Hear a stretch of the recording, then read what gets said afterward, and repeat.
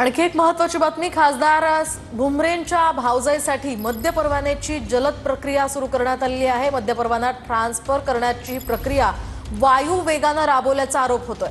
औरंगाबाद खंडपीठात या याचिकेमुळे फाईलचा वेगवान प्रवास आता समोर आलेला आहे। 2023 मधील या प्रकरणाची सध्या राज्यभरात चर्चा सुरू आहे। संदीपान भुमरेंसंदर्भातली ही मोठी बातमी आपण पाहतोय। अधिकची माहिती जाणून घेऊयात ग्राफिक्समधनं। छाया राजू भुमरेंना देशी दारूचे किरकोळ दुकानं सुरू करण्यात ठराव 13 ऑक्टोबर 2023 रोजी मंजूर करण्यात आला। पांढर ओहळ ग्रामपंचायतीकडून 2023 मध्ये हा ठराव मंजूर झाला। तर 8 डिसेंबर 2023 रोजी खरेदी केलेल्या मुद्रांक शुल्कावर छाया भुमरे यांच्याकडून स्वयं घोषणापत्र सादर करण्यात आलं। त्यानंतर मुंबईतील एका बारचा नूतनीकरण केलेला परवाना स्थलांतरित करण्यासाठी जिल्हाधिकाऱ्यांकडे 1 डिसेंबर रोजी अर्ज सादर करण्यात आला। त्यानंतर या अर्जावर राज्य उत्पादन शुल्क विभागाच्या उपाध्यक्ष आणि अध्यक्षांनी 9 डिसेंबरला समक्ष जबाब घेतल्याची ही स्वाक्षरी आहे।